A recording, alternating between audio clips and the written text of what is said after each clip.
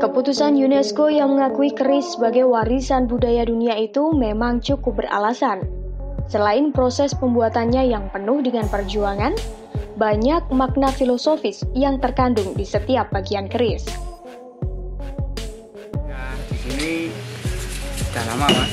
Sudah mulai tahun 2004-2005 sampai sekarang. Kita di sini belajar menempa, khusus menempa. Untuk pembuatan keris sendiri itu dilakukan dipimpin oleh Kanjeng Kyai Purwo sendiri.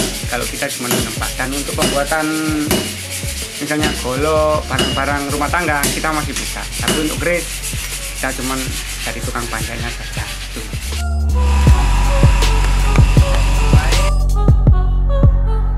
Alasan itu pula yang menjadi pertimbangan.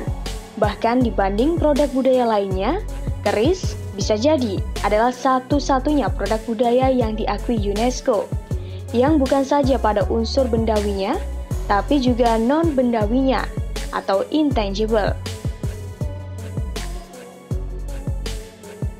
Sayangnya, saat dunia luar memberikan pengakuannya secara utuh, situasi sebaliknya justru terjadi di negeri sendiri. Hingga kini sebagian besar masyarakat hanya melihat keris sebagai benda yang syarat dengan klinik. Tak lebih, imbasnya banyak sisi-sisi lain dari perspektif metalurgi yang tak terungkap ke permukaan. Pegiat budaya yang akrab disapa Empu Purwo sendiri termasuk orang yang tidak sepakat bila keris hanya dilihat dari unsur mistisnya. Sebagai sebuah produk budaya, keris dibuat dengan beragam metode. Si pembuat pun harus paham lintas disiplin keilmuan, termasuk memahami karakter berbagai jenis logam. Proses pembuatan mulai dari awal, karena ini tidak sama dengan pembuatan hanya pisau dapur. Kita mulai dari proses ritual. Intinya adalah doa terhadap Tuhan Yang Maha Kuasa pada Allah Subhanahu wa Ta'ala, agar selama pembuatan keris itu satu diberikan keselamatan, keberkahan dan hidayah di dalamnya. Karena keris itu sendiri buat saya, buat para empu adalah doa yang terwujud. Kenapa doa yang terwujud? Karena mulai dari bahan yang dipersiapkan adalah bahan-bahan inti atau bahan-bahan yang sangat mengandung nilai-nilai okultis atau bioenergi yang sangat diperlukan pada kehidupan sehari-hari.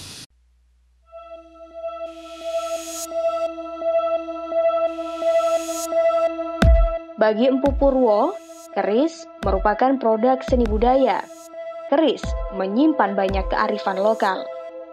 Karena itu seyogianya ia tidak hanya dipandang sebagai senjata yang kering makna. Sayangnya bagi empu yang tinggal di Dusun Parelgi, Desa Purwodadi, Kecamatan Purwodadi itu, pemahaman seperti itu belum banyak dimiliki oleh sebagian besar masyarakat. Bahkan sampai saat ini ia masih kerap menjumpai sejumlah tokoh yang melihat keris dari pendekatan kliniknya. Imbasnya pada tahap yang paling parah, menyimpan keris identik dengan perbuatan syirik.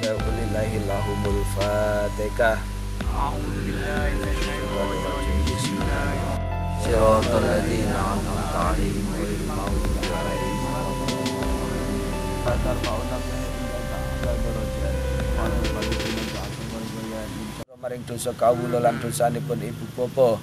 Mugi ngapura maring ingsun jati kula, sedulur sejati kula, guru sejati kula, ingsun sejati kula. Mugi ngapura maring sada kewan mat manungsa lan sak padha-padha. Mugi ngapura maring para nabi, para wali, para malaikat sedaya. Jai menika kula sun sabta rahi wilujeng panjenengan ya Allah, supados ayunabula napa kang dados hajat lan niat kawula. Anggen kawula mbabar gegamantosan aji punika tansah pinaringan rahayu wilujeng sak pangandhap kula, sak paninggil kula sedinten kalawan sedalu kula, dina bilahi kula cepakno rejeki kula asih ulasna sak padha-padha. Amin. Allahumma rabbana dhalamna anfusana wa illam taghfir lana wa tarhamna lanakunanna minal khasirin. Rabbana atina fid dunya hasanah wa fil akhirati hasanah wa qina adzabannar. Mulai membuat satonan keris. Jadi satonan keris itu supaya pekerjaan kita lancar dan menjadi bagus. Kita mohon kepada Tuhan Yang Maha Kuasa sesuai dengan peradaban orang Jawa yang selalu mengutamakan unggah-ungguh. Yang kita dalam soal doa ini kita bermunajat, kita berwasilah pada para nabi dan para empu yang membuat keris. Kita mohon doa restunya agar pekerjaan ini selesai dengan sukses. Jadi kita awali, kita ini nanti membuat satonan. Satonan itu terdiri dari bahan-bahan ini. Nah, ini bahan ini adalah besi malelo dan besi pamor.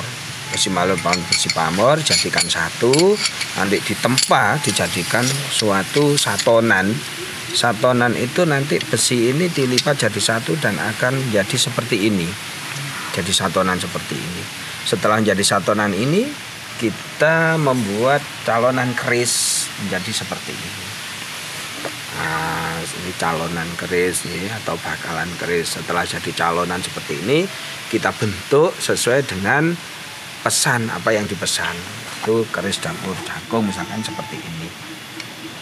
Setelah menjadi seperti ini, proses finishing adalah penggerendaan dan juga pemahatan menjadi ricikan-ricikan keris, sehingga nantinya akan terwujud menjadi suatu keris yang bagus dan mengeluarkan pamor.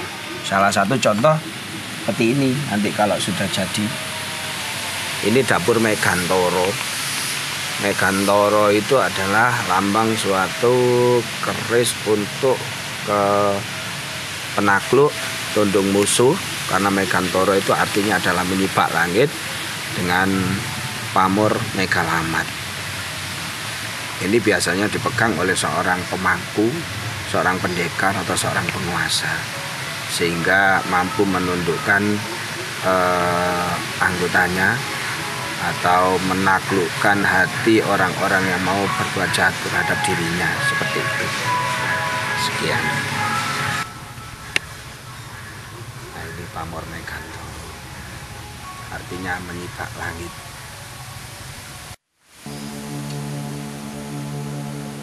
Menurut Empu Purwo, pada zaman dahulu keris mempunyai dua fungsi, yaitu sebagai senjata perang atau keris tayuhan dan sebagai pusaka atau keris ageman. Nah, keris pusaka itu memang sengaja dibuat bukan untuk senjata perang tapi sebagai spiritual atau jimat. Sebagai pusaka, keris memang berbeda dengan senjata tajam lainnya. Karena itu, untuk membuatnya tidak sembarang mampu. Diperlukan kemampuan khusus bagi seorang empu atau pembuat keris untuk menciptakan sebuah keris. Sebab selain sebagai senjata, keris juga berfungsi sebagai ageman. Inilah yang membedakan keris dengan senjata tajam lainnya seperti pisau atau pedang. Keris sendiri dibuat dengan benda-benda yang datang dari ilahi. Misal meteor, benda langit yang datang ke bumi, dan besi sebagai benda logam yang ada di bumi. Melalui proses yang penuh peluh, percampuran berbagai logam itulah yang kemudian diolah menjadi keris. Menurut Empu Purwo, pemahaman karakter masing-masing logam diperlukan guna menyesuaikan energi yang dibutuhkan. Sebab, masing-masing logam memiliki ion-ion atau energi yang boleh jadi berlawanan atau tidak sesuai dengan yang diinginkan pemegang keris. Pertama tadi adalah membuat satonan dan beberapa bahan untuk jadikan satu bahan keris, kemudian menjadikan satonan itu menjadi kodokan seperti ini, kodokan keris. Setelah kodokan jadi, itu kita membuat gonjo. Gonjo itu ikatnya keris yang ada letaknya di bawah sor-soran keris.